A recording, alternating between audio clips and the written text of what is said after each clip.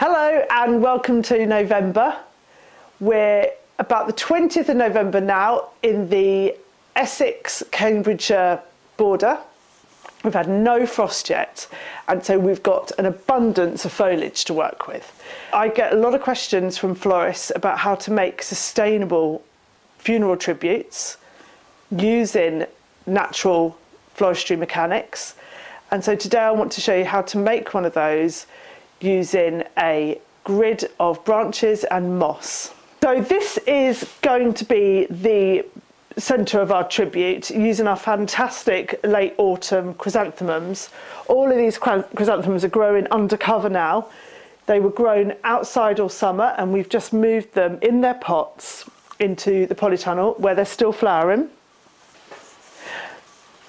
And then here we've got we've got a viburnum opulus with the most beautiful coloured leaves, and you'll see all of this foliage really works tonally well with these chrysanthemums. I'm not sure I'm going to use this Nicandra or not today, we'll see how it goes, but this is the beautiful shoe fly plant. It looks so good at this time of year. I usually use it with its leaves stripped down. The main part of my tribute is going to be made with these dogwood branches. I grow the dogwood in the garden specifically for funeral tributes. I always include rosemary from Shakespeare's Rosemary for Remembrance. I've got a bit of Rebecca here, and then forsythia, the most beautiful snake's head persicaria, and some grasses.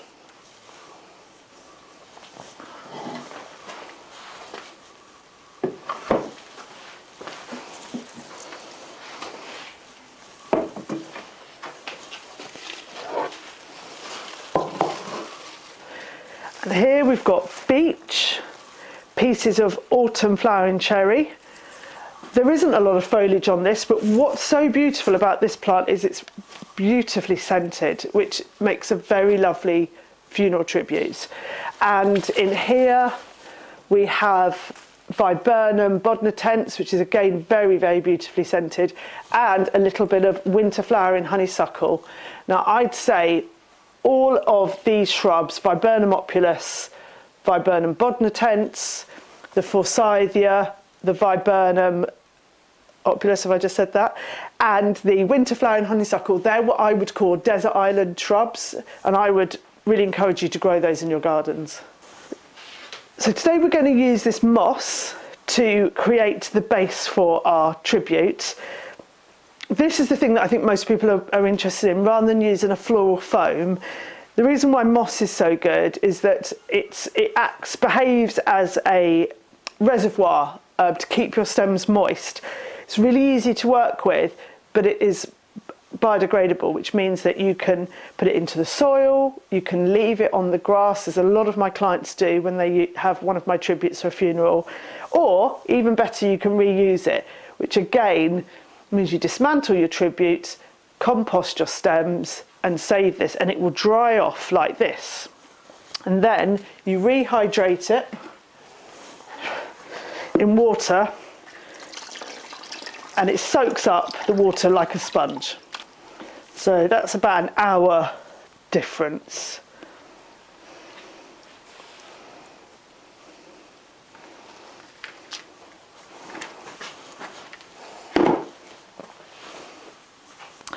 So these dogwoods I'm going to use as my base. I'm going to create a grid to sit my moss on top of. So that's what it's for. It's also to stabilise my stems and create a shape to work with, rather like you might do when you make a wreath base at Christmas. Now I use dogwood purely because it's just what I have. So you can use anything. Beech would be really good, like these stems. I mean, literally anything, any branches. So I've got 3 pieces. I'm going to go for a tribute, actually not as big as this. I want to show you something sort of fairly doable at home. So I'm going to reduce these a little bit because the frame is not going to be seen. So it's smaller than the finished piece. Lay those, and then I'm going to just put 2 diagonally just to create that grid-like formation. And then I use as little twine as possible, and I get a few pieces together and knot the branches into position. Now, you don't have to worry, it doesn't have to be pretty, it's the whole point, you're not going to see it. But it does need to be secure. But this is again one of those things like a Christmas wreath that as you build it, it actually sort of it holds itself even better together. So the first thing is just to create something to put my moss on. So this little bit here does take a bit of time, but I do it very quickly. You're not going to see it. Just to hold my base. I'm going to add a final piece in the centre there. I don't like to use too much twine because, albeit natural, I prefer to keep it as much as grown foliage as possible. I used to make these all sorts of different shapes. I've even made a heart shape, all sorts, but actually I think going with the shape of the foliage is just far more successful than trying to create a shape out of it. Now I'm going to cut some of these stems. You see it's sitting up. This stem here is stopping it from laying flat, and the idea for this is that it can lie on a coffin. So I'm just going to take that piece off. There's a couple pieces lying underneath.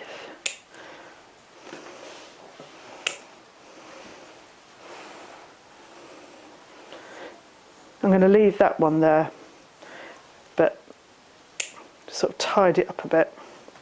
There you go. Right. So now I'm going to put my moss on top. Now my moss here is purely for its mechanics. It adds a bit of weight. So as soon as you put it on, you can see it sits. So it means it's not going to slide off the top of the coffin. It means I can get a bit of height. But it's also that reservoir and something to anchor all my stems onto. Now I put it in quite loosely. You can see I'm kind of teasing it apart, so it's quite loose. So I've got to get the stems into it.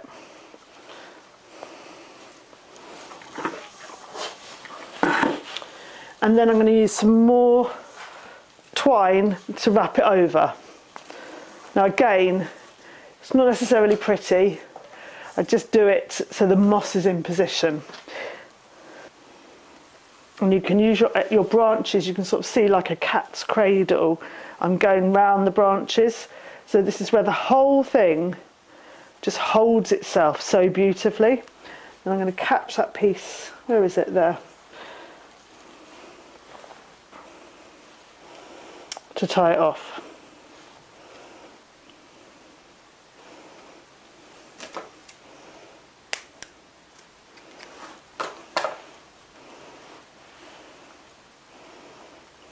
There you go.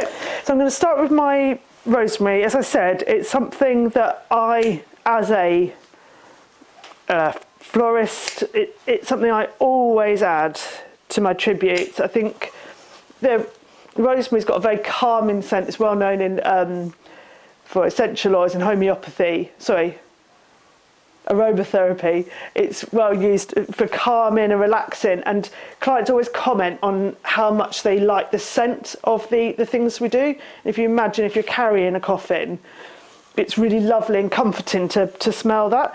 But the rosemary is quite incongruous in colour, I think, and in shape to all of these other materials, so I'm going to hide it. So you'll smell it but you won't see it. So what I'm doing is I'm putting this rosemary, I'm sticking in, and you can see when you've got really stiff stems like this, it's much more difficult to do it in the summer when stems are more sappy and soft. But I literally just stab it into the moss, and as you see, I really love the complexity of this forsythia at this time of year. And you can see it goes really nicely with the chrysanthemums, almost that you can't see it. There is a bit of leaf falling at the moment, but I'm not worried about it.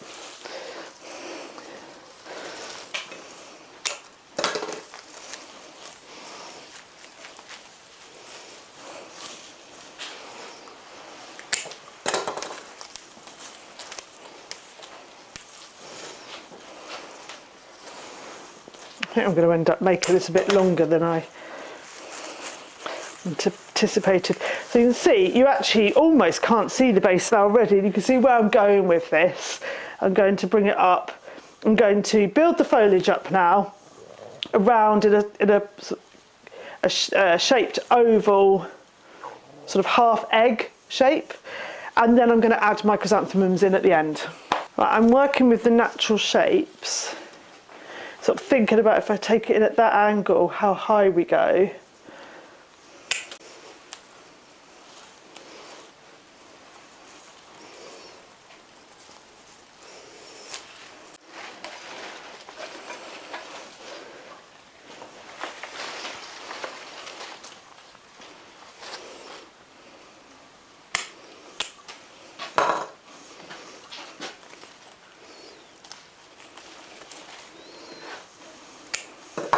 Sometimes if you snip it at a nice sharp angle, it'll go in a bit easier.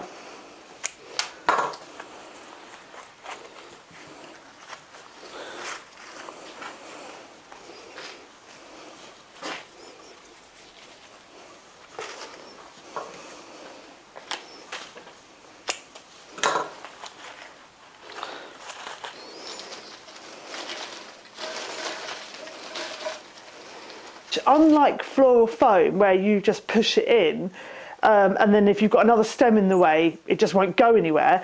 The stems sort of all move and jiggle like in a really lovely cooperative way. So you can get the shape of your stem round really nicely, which from where I'm standing looks really beautiful. Right, this Rebecca, it's looking quite manky now because of the end of the season, but actually I don't much like it with the yellow petals. I like it for the little buds. Adds a really nice bit of texture and kind of like a little sort of dots all over your arrangement. So this is what I do with it. Echinacea is really good for this as well, for this idea. And the green leaves can be a bit jarring in November. We want something with a bit more complexity. There you go, I've got my little bits of Rebecca. I'm going to put this in. You can see it just adds a really lovely little flourish and some detail to what you're working with. And then these bits of Persicaria, they look really good floating as well. Bit softer.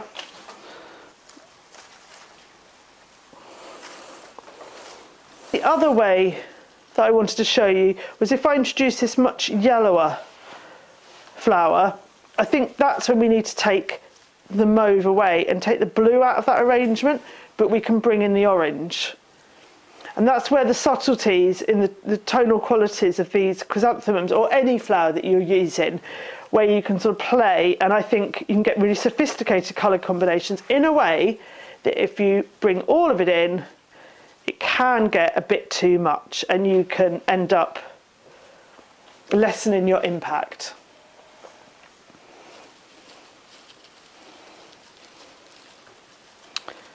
So today I'm not going to use the Avignon or the rusty one there, and I'm not going to use this really dark yellow.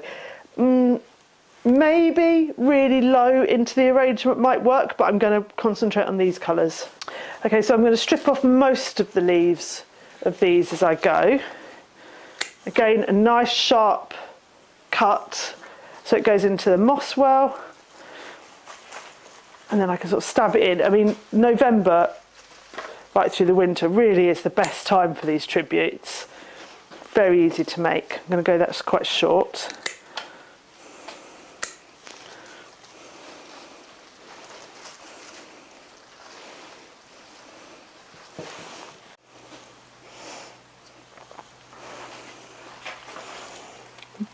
Something I like to do is to tuck flowers in under the foliage, so you get these little spots. Now these tributes are one of those arrangements that really is seen from every angle, so you've got to make sure you put things at different heights, facing different positions.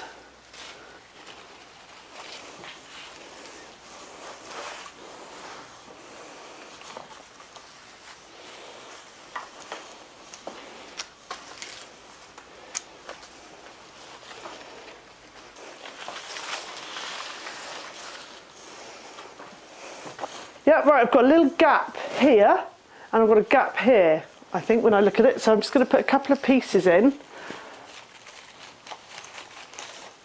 Oops, to fill that. And then one in here to fill. Oop. I'm going to put that in and see if I like it. This Panicum Frosted Explosion.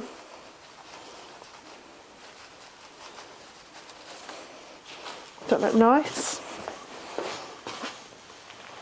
Do you know what? I preferred that without it.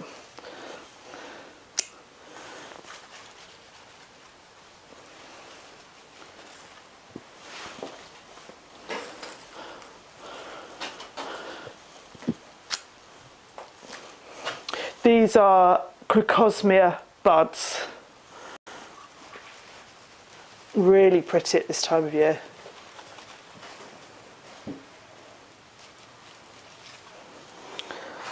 Right, I'm going to spin the piece round and do the flowers in amongst the bottom here. Now you can actually see a bit of the framework and a bit of the moss in there, but because it's so dark and it's natural, I don't think it matters. It actually enhances and creates a bit of negative space in there, so you actually notice the flowers much better. So it's another advantage to this method.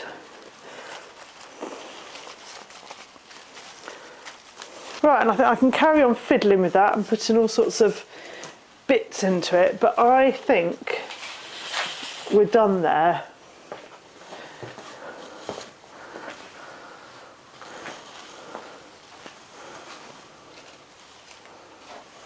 There you go. This is a November pre-frost funeral tribute, celebrating life and celebrating everything from the garden. I absolutely love all the tonal colours there, and it smells amazing. I wish you could smell it, and I hope you'll be inspired to go out and make your own.